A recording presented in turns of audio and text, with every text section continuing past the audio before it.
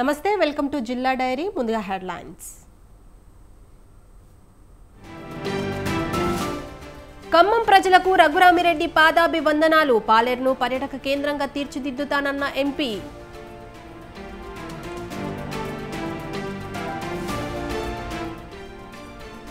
రాజమండ్రి మాజీ ఎంపీ భరత్ రాంపై ఆదిరెడ్డి ఆగ్రహం భరత్ ఒట్టు వేస్తే శివుడు పారిపోతాడని ఎమ్మెల్యే సెటైర్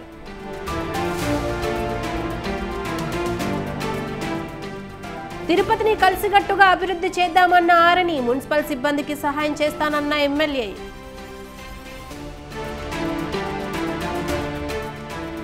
నేతన్నల సమస్యలు సర్కార్కు చెప్తానన్న సందీప్ కుమార్ సిరిసిల్ల పవర్ రూమ్ సమస్యలపై కార్మికులతో కలెక్టర్ సమావేశం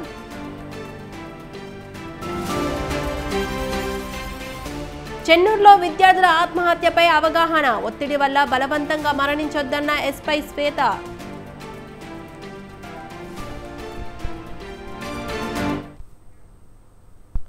ఖమ్మం జిల్లా ప్రజలకు పాదాభివందనాలు అని ఎంపీ రఘురామిరెడ్డి అన్నారు. ఎంపీగా తనకు అఖండ విజయం అందించిన 3 మంత్రులు 7 నియోజకవర్గాల ఎమ్మెల్యేలు కాంగ్రెస్ నాయకులు కార్యకర్తలకు రుణపడి ఉంటానన్నారు. ఎంపీగా ప్రమాణ స్వీకారం చేసిన తర్వాత ఆయన తొలిసారి ఖమ్మం వచ్చిన సందర్భంగా జిల్లా కాంగ్రెస్ పార్టీ ఆఫీసులో మీడియా సమావేశం నిర్వహించారు. ఖమ్మం పార్లమెంటరీ నియోజకవర్గ సమస్యలను కేంద్రం నుంచి నిధులు తీసుకొచ్చి పరిష్కరిస్తానని రఘురామిరెడ్డి చెప్పారు. పాలేరును త్వరలో పర్యాటక కేంద్రంగా చేస్తానని ఎంపీ పేర్కొన్నారు. జిల్లాల్లోని అన్ని నియోజకవర్గాలు మండలాలలో త్వరలో పర్యటించి సమస్యలు తెలుసుకుంటారని అన్నారు.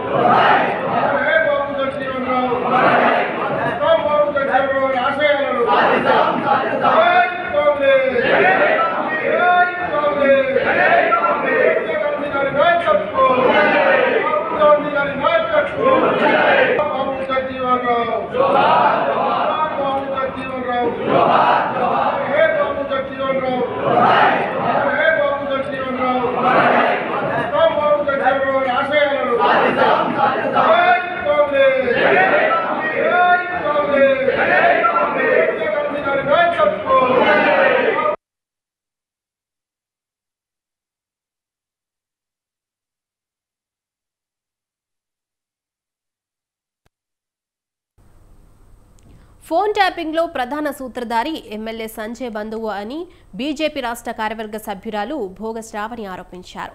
అసెంబ్లీ ఎన్నికల సమయంలో తన ఫోన్ ట్యాప్ చేశారని శ్రావణి ఆరోపించారు. జగిత్యాలలో నిర్వహించిన మీడియా సమావేశంలో శ్రావణి మాట్లాడారు. ఫోన్ ట్యాపింగ్ నుండి తప్పుకోవటానికి సంజయ్ కాంగ్రెస్ పార్టీలో చేరారని ఆమె అన్నారు. ఫోన్ ట్యాపింగ్ లో ప్రధాన పాత్ర ఎమ్మెల్యే సంజయ్ది అని చెప్పారు. ఫోన్ ట్యాపింగ్ కేసులో సంజయ్ని విచారించాలని, ఫోన్ ట్యాపింగ్ కేసు సిబిఐకి అప్పగించాలని భోగ శ్రావణి డిమాండ్ చేశారు.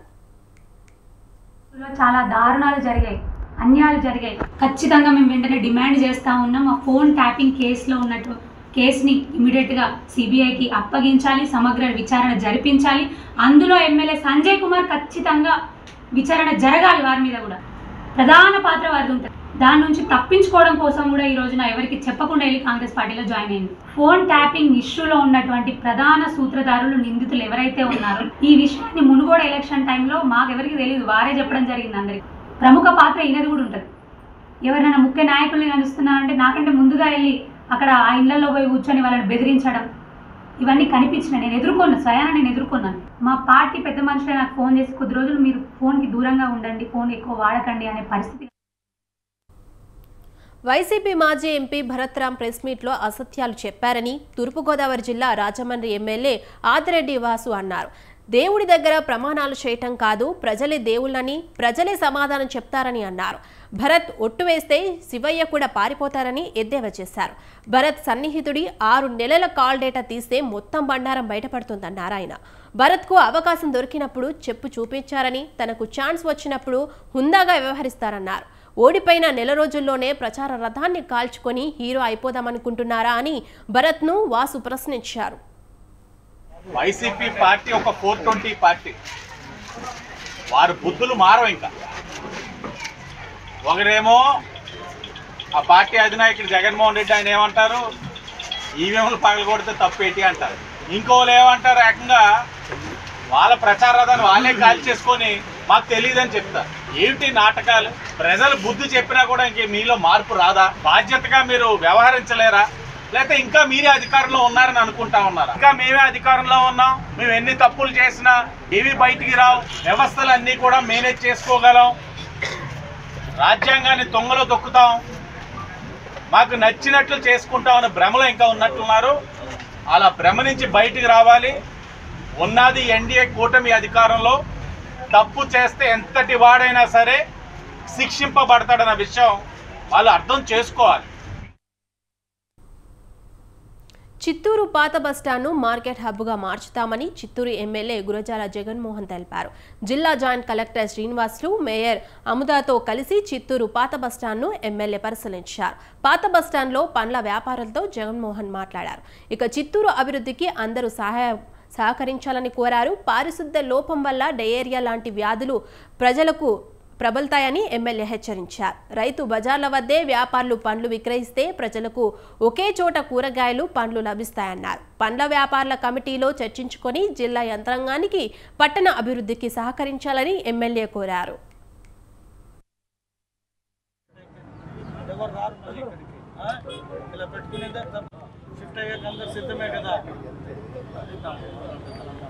ఎవరిని అడిగేకి ఇది ఎవరు సొత్తు కాదు, ప్రజల సొత్తు. దీన్ని డెవలప్ చేయాలి. మనము బస్ స్టాండ్ కట్టాలి. ఉన్నారు మీకు ఇబ్బంది లేకుండా ఆల్టర్నేటివ్ ఇచ్చినాకే మిమ్మల్ని రోడ్లో పెట్టుకోమని చెప్పలేదు. మీ అంతా తీసేసింది, మంచి ఆధునికంగా బస్ స్టాండ్ చేసి పైన ఆఫీస్ చేయాలి.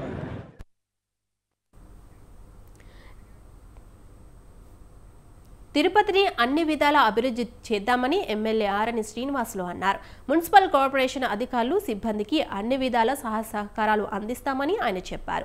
తిరుపతి నగరపాలక సంస్థ కమిషనర్ అదితి సింగ్ ఆధ్వర్యంలో అన్ని విభాగాల అధిపతులు, అధికారులతో ఎమ్మెల్యే శ్రీనివాసులు సమావేశమయ్యారు. వ్యర్థాలతో నిండిపోయిన డ్రైనేజీలలో మురుగునీరు సాఫీగా వెళ్లేందుకు స్పెషల్ డ్రైవ్ చేపట్టాలని అధికారులకు ఎమ్మెల్యే ఆరణి సూచించారు.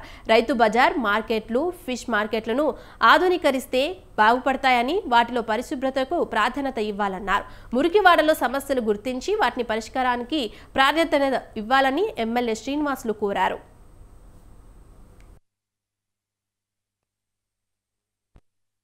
శాసన సభ్యుడిగా మున్సిపల్ కార్పొరేషన్ నుంచి ప్రక్షాళన చేయాలనేసి ఈరోజు ఈ కార్యక్రమం మొదలుపెట్టడం జరిగింది. మున్సిపల్ కార్యాలయంలో తిరుపతి కార్పొరేషన్ పరిధిలో ఏమేమి జరుగుతున్నాయి అనేది కూడా తెలుసుకోవడం జరిగింది. ముఖ్యంగా అధికారులకు ఒకటే సూచించడం కూడా జరిగింది. శానిటేషన్కు మన ప్రథమ ప్రయారిటీ పెట్టి శానిటేషన్ తిరుపతి నగరంలో టెంపుల్ సిటీ కాబట్టి, ఇదొక ఆధ్యాత్మిక నగరం కాబట్టి ఈ నగరంలో పుణ్యం చేసిన మనమందరం కూడా పుణ్యం చేశాం కాబట్టి ఏడుకొండల వెంకటేశ్వర స్వామి దగ్గర మనం తిరుపతిలో ఉన్నాం. మొట్టమొదటిగా తిరుపతి శాసనం. తెలంగాణలో అత్యధిక జనాభా గల మున్నూరు కాపు సామాజిక వర్గానికి క్యాబినెట్లో చోటు కల్పించాలని మున్నూరు కాపు సంఘం రేవంత్ రెడ్డికి విజ్ఞప్తి చేసింది. సోమాజిగూడ ప్రెస్ క్లబ్లో నిర్వహించిన విలేకరుల సమావేశంలో సంఘం అధ్యక్షుడు కొండ దేవయ్య పటేల్ మాట్లాడారు. రాష్ట్ర జనాభాలో 24% పైగా ఉన్న మున్నూరు కాపులకు తగిన ప్రాధాన్యత కల్పించాలని ఆయన డిమాండ్ చేశారు. మంత్రివర్గ విస్తరణలో 2 మంత్రి పదవులు తమ సామాజిక వర్గానికి ఇవ్వాలని కోరారు. మున్నూరు కాపు కార్పొరేషన్కు 2000 కోట్ల రూపాయలు కేటాయించాలని, కోకాపేట ఆత్మగౌరవ భవన నిర్మాణానికి 20 కోట్లు కేటాయించాలన్నారు. ప్రతి జిల్లాలో బాలబాలికల హాస్టల్ కోసం 2 ఎకరాలు కేటాయించాలని కోరారు. మనము ఎమ్మెల్యేలు కొందనే ఉన్నాము. మరి ఈరోజు పోయిన గత ప్రభుత్వంలో కానీ ఎప్పుడు కానీ ఒకరు లేక 2 మంత్రి పదవులలో ఉండేవారు.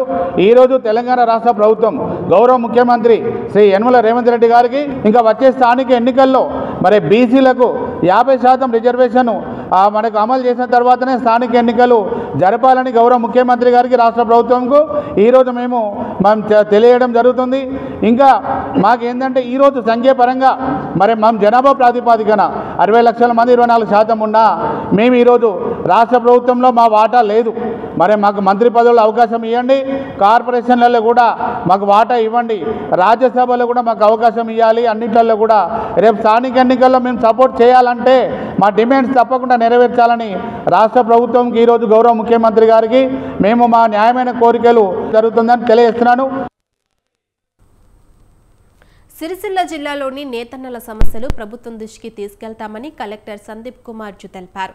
సిరిసిల్ల పవర్ రూమ్ సమస్యలపై చర్చించేందుకు జిల్లా సమీకృత కార్యాలయాల సదుపాయాలలో యజమానులు, ఆసాములు, కార్మికులతో చేనేత జౌలి శాఖ ఆధ్వర్యంలో ఆయన సమావేశం నిర్వహించారు.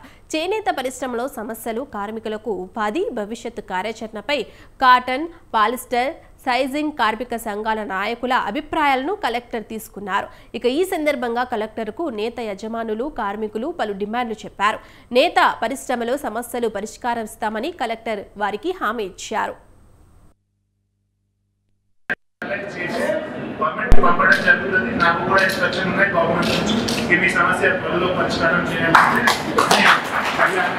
పెట్టండి. సెక్రటరీ గారు కూడా వస్తారు, మినిస్టర్ గారు కూడా వస్తారు. మీ అందరితో మాట్లాడడం జరుగుతుంది ఈ మీటింగ్ తర్వాత. దయచేసి మీరు ఎట్లా చేస్తున్నారు చేయండి.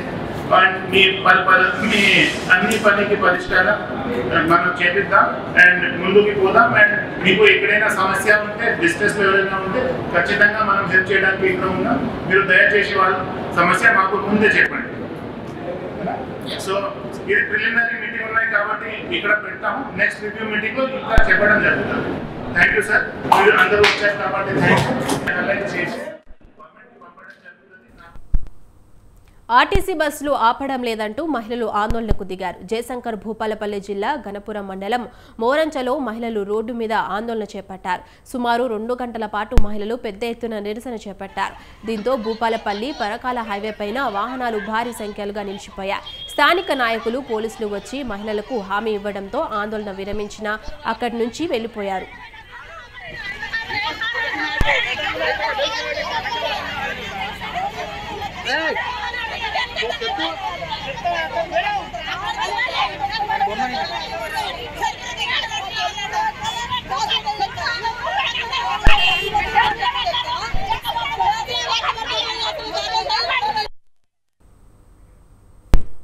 మంచిర్యాల జిల్లా చెన్నూరులోని ప్రభుత్వ జూనియర్ కళాశాలలో విద్యార్థుల ఆత్మహత్యలపై పోలీసుల ఆధ్వర్యంలో అవగాహన సదస్సు నిర్వహించారు. కుటుంబ సమస్యలు, చదువుతో ఒత్తిడితో విద్యార్థులు బలవన్మరణానికి పాల్పడుతున్నారని ఎస్ఐ శ్వేత పేర్కొన్నారు. అయితే ఒత్తిడికి గురై విద్యార్థులు డిప్రెషన్లోకి వెళ్లకూడదని ఎస్పీ సూచించారు. డిప్రెషన్ నుంచి బయటపడి చదువుపై విద్యార్థులు ధ్యాస పెట్టాలని చెప్పారు. కాలేజ్లో సమస్యలు ఉంటే ప్రిన్సిపల్ దృష్టికి తీసుకెళ్లాలని ఎస్ఐ శ్వేత తెలిపారు. ఇతర సమస్యలుంటే పోలీసులను సంప్రదించాలన్నారు. లక్ష్య సాధనలో విద్యార్థులకు ఒడిదుడుకులు ఎదురవుతాయన్నారు. వాటిని తట్టుకొని ముందుకు వెళ్లాలని ఆమె సూచించారు.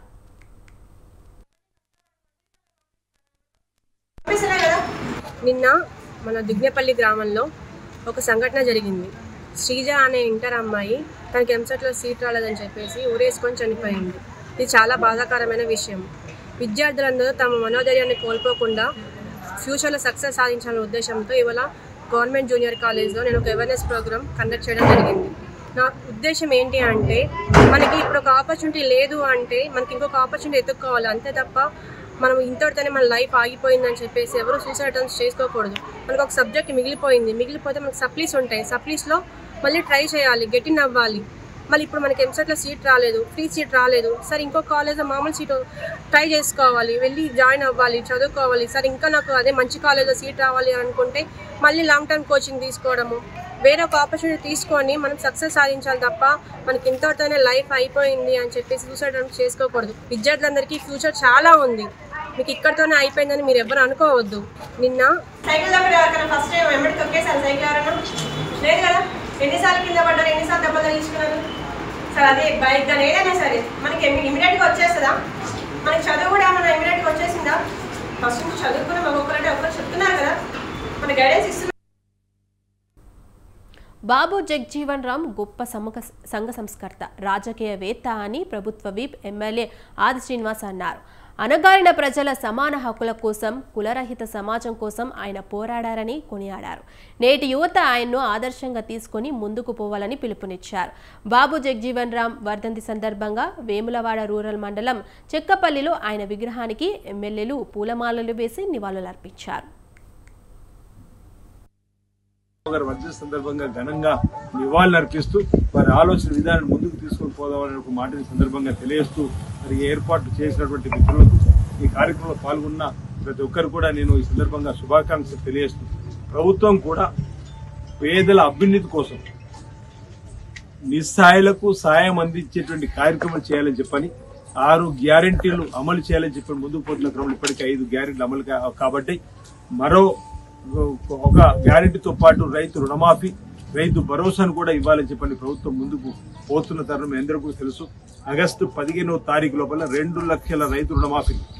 గతంలో 2008వ సంవత్సరంలో మన్మోహన్ సింగ్ గారు ప్రధానమంత్రి ఉన్నప్పుడు, రాజశేఖర రెడ్డి గారు ఆంధ్రప్రదేశ్ ముఖ్యమంత్రి ఉన్నప్పుడు 68,000 కోట్ల పైచిలకు ఇంచుమించు 70,000 కోట్లు మంజూరైతే ఆ తదుపరి ఎవరు కూడా రైతుకు ఆ స్థాయిలో ఏక మొత్తంలో రుణాలు మంజూరు చేయని సందర్భాన్ని చూసినాం. ఈసారి రేవంత్ రెడ్డి గారు గౌరవ ముఖ్యమంత్రి 31,000 పైచిలకు ఏకకాలంలో రుణాలు మంజూరు చేయడం కోసం కూడా తగు ప్రణాళికలు సిద్ధం చేసింది. రైతు భరోసా. మెదక్ జిల్లా నర్సాపూర్ మున్సిపాలిటీలలో జిల్లా కలెక్టర్ రాహుల్ రాజ్ ఆకస్మికంగా పర్యటించారు. మున్సిపల్ ఆఫీస్ వద్ద జోనోసిస్ డే సందర్భంగా ఉచిత వ్యాక్సినేషన్ కార్యక్రమాన్ని ఆయన ప్రారంభించారు. ఆర్డీఓ కార్యాలయంలో ధరణి దరఖాస్తును కలెక్టర్ పరిశీలించారు. ధరణి దరఖాస్తులను వెంటనే క్లియర్ చేయాలని సిబ్బందికి సూచించారు. ఆర్టీసీ బస్టాండ్ వద్ద బస్సులోకి వెళ్లి ప్రయాణికుల సమస్యలు అడిగి తెలుసుకున్నారు. ఆర్టీసీ బస్టాండ్ పరిసరాలను కలెక్టర్ పరిశీలించారు. బస్టాండ్ పరిసరాల్లో పరిశుభ్రత చేపట్టాలని అధికారులను ఆదేశించారు. వర్షాకాలం మురికి నీరుతో ఇబ్బంది పడుతున్నారని స్థానికులు కలెక్టర్ దృష్టికి తీసుకొచ్చారు.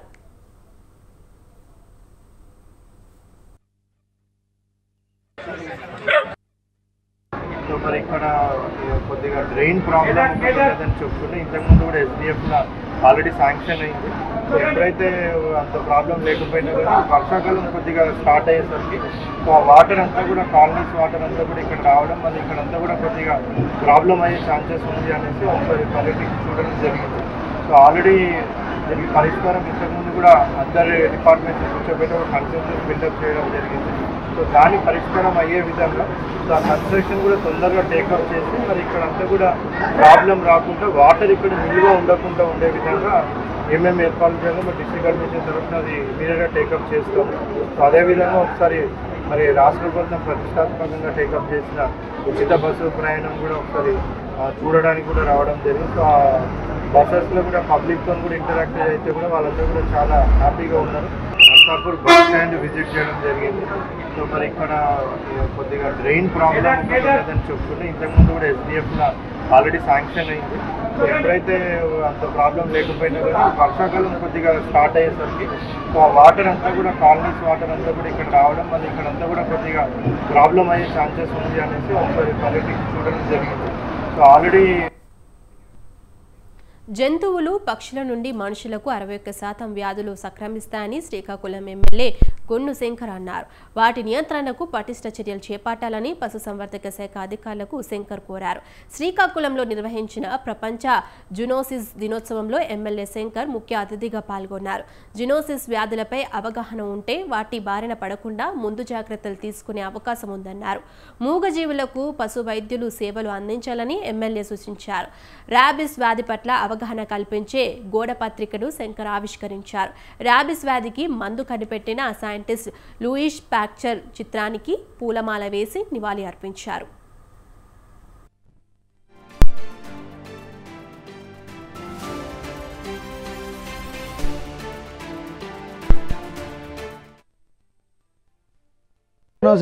దినోత్సవం సందర్భంగా ఈరోజు ప్రభుత్వం దాదాపు 10,000 వ్యాక్సిన్స్ ఇక్కడ జిల్లాకు సిద్ధం చేయడం జరిగింది. ఇక్కడ అర్బన్లో 5,000, మిగతా రూరల్ వైపు ఒక 5,000 ఆల్రెడీ అధికారులు అంతా సిద్ధం చేసి ఈరోజు పెద్ద ఎత్తున ఒక వారం రోజుల పాటు వారోత్సవాలు జరుపుకోవడానికి సిద్ధం చేసుకున్నారు. దాంట్లో భాగంగా ఈరోజు ఏదో జూనోసిస్ దినోత్సవం అంటే మొక్కుబడిగా కాకుండా ఇక్కడ డీడీ గారు కానీ అలాగే జేడీ గారు అలాగే రీజనల్ డీడీ గారు అందరూ కూడా కలిపి మిగతా ఏడీసీ అంతా సిబ్బంది అందరూ కూడా పెద్ద ఎత్తున ఇక్కడ అందరికీ జంతు ప్రేమికులను అందరికి కూడా రప్పించి వ్యాక్సినేషన్ వేయడానికి అన్ని ఏర్పాట్లు చేశారు. చాలా అభినందనీయం. ప్రపంచ జూనోసిస్ దినోత్సవం సందర్భంగా ఈరోజు ప్రభుత్వం దాదాపు 10,000 వ్యాక్సిన్స్ డాక్టర్ శ్యామ్ ప్రసాద్ ముఖర్జీ జయంతి వేడుకలను విజయవాడ బీజేపీ రాష్ట్ర కార్యాలయంలో ఘనంగా నిర్వహించారు. ఈ కార్యక్రమంలో మంత్రి సత్యకుమార్, కేంద్ర మంత్రి శ్రీనివాస వర్మ పాల్గొన్నారు. డాక్టర్ శ్యామ్ ప్రసాద్ ముఖర్జీ జాతి నిర్మాణం కోసం, దేశాన్ని వైభవ స్థితి కోసం కృషి చేశారన్నారు. కోట్ల మంది గుండెల్లో స్థిరస్థాయిగా నిలిచారని తెలిపారు. అతి చిన్న వయసులోనే శాసనసభ్యులుగా ఎన్నికయ్యారని తెలిపారు.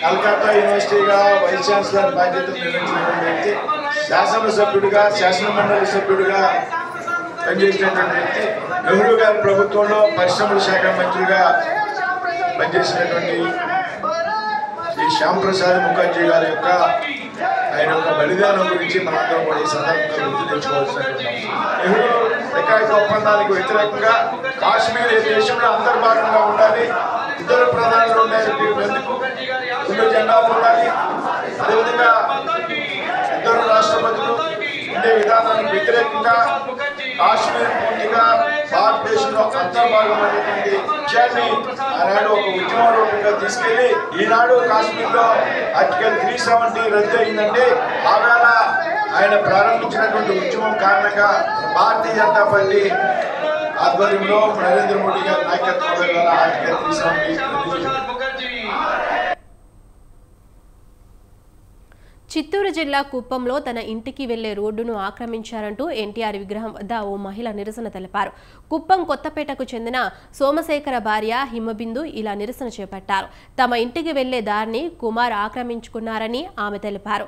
ఇంటికి వెళ్లేందుకు దారి లేదని ఆమె ఆవేదన వ్యక్తం చేశారు. సమస్య పరిష్కరించాలంటూ ఏడాది క్రితం పోలీస్ స్టేషన్కు వెళ్తే ఎస్సీ ఎస్టీ అట్రాసిటీ కేసు పెడతామని సిఐ శ్రీధర్ బాబు బెదిరించారని హిమబిందు ఆరోపించారు. మున్సిపల్ కమిషనర్ నాగేశ్వరరావు దృష్టికి తీసుకెళ్తే రాత్రి 9 గంటల తర్వాత ఫోన్ చేయమన్నారని ఆవేదన వ్యక్తం చేశారు. పోలీసులు చేరుకొని హిమబిందుకు కౌన్సిలింగ్ ఇచ్చి ఇంటికి పంపించారు.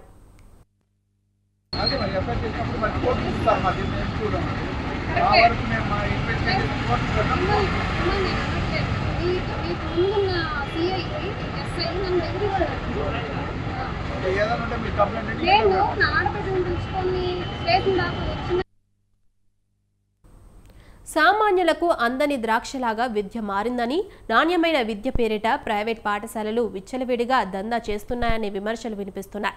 పేద మధ్యతరగతి పిల్లల తల్లిదండ్రుల సంపాదన స్కూల్ ఫీజులకు చాలటం లేదంటున్నారు.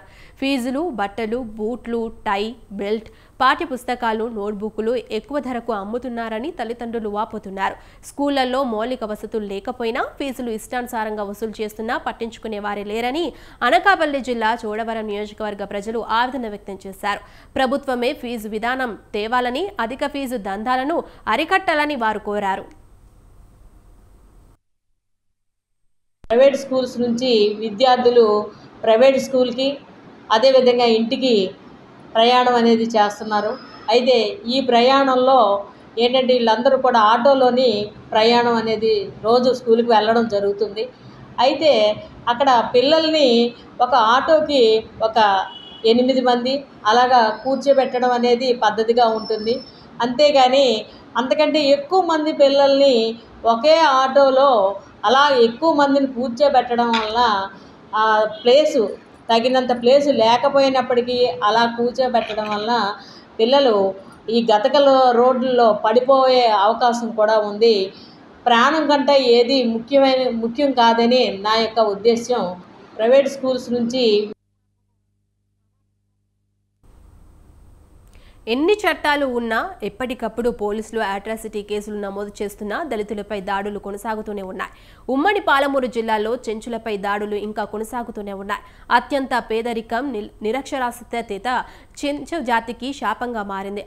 అన్యాయాన్ని నిలదీసి ప్రశ్నించే తత్వం లేక చెంచులు బలైపోతూనే ఉన్నారు. ఈ క్రమంలోనే నాగర్ కర్నూలు జిల్లా పెద్దకొత్తపల్లి మండలం మారెడు మన్నిదాల్లో చెంచు బాలుడిని చిత్రహింస పెట్టిన సంఘటన వెలుగులోకి వచ్చింది. ఉమ్మడి పాలమూరు జిల్లాలో చెంచులపై రోజురోజుకు దాడులు పెరుగుతున్నాయి. బతుకు తెరువు కోసం చెంచు పెట్టెలు విడిచి బాహ్య ప్రపంచంలోకి రావటం వారికి శాపంగా మారుతుందంటున్నారు.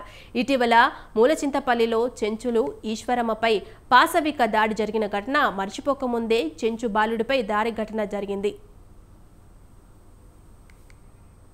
బతుకు తెరువు కోసం నాగర్ కర్నూలు జిల్లా పెద్దకొత్తపల్లి మండలం మారెడుమన్నెదెన్నెలో చెంచు పద్మమ్మ 12 ఏళ్ల కుమారుడు రామును సోపూరి బంగారి వద్ద గొర్రెలు మేపే పనికి కుదుర్చుకున్నాడు. ఈ క్రమంలో రామును బంగారి పలుమార్లు కొట్టి చిత్రహింసలు పెడుతున్నాడని తెలుస్తోంది. తనను బంగారి కొడుతున్న విషయం తల్లిదండ్రులకు పలుమార్లు రాము మొరపెట్టుకున్నాడు. యజమానిని ప్రశ్నించిన కుటుంబ సభ్యులను కూడా బంగారి బెదిరించారని చెప్తున్నారు.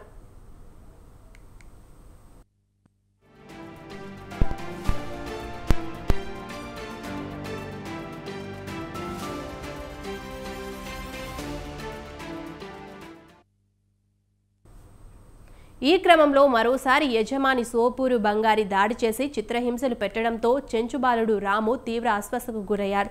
తల్లిదండ్రులు రామును విషయం అడిగితే యజమాని బంగారి రోజు కొడుతున్నాడని చెప్పారు. దీంతో స్థానికుల సహాయంతో తల్లిదండ్రులు పోలీసులకు సమాచారం ఇచ్చారు. పోలీసులు బాలుడు రాముతో తల్లిదండ్రులతో మాట్లాడి విషయం తెలుసుకున్నారు. కేసు నమోదు చేసి విచారణ చేపట్టారు. దాడికి గురైన రామును పోలీసులు అధికారుల సహాయంతో స్టేట్ హోంకు తరలించారు.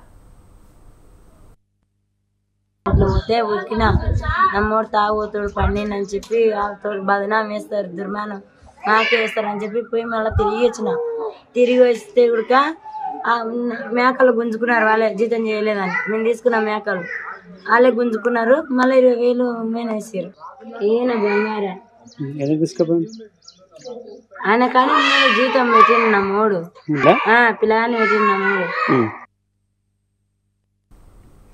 ఇది ఇవాల్టి జిల్లా డైరీ. కీప్ వాచింగ్ స్వతంత్ర.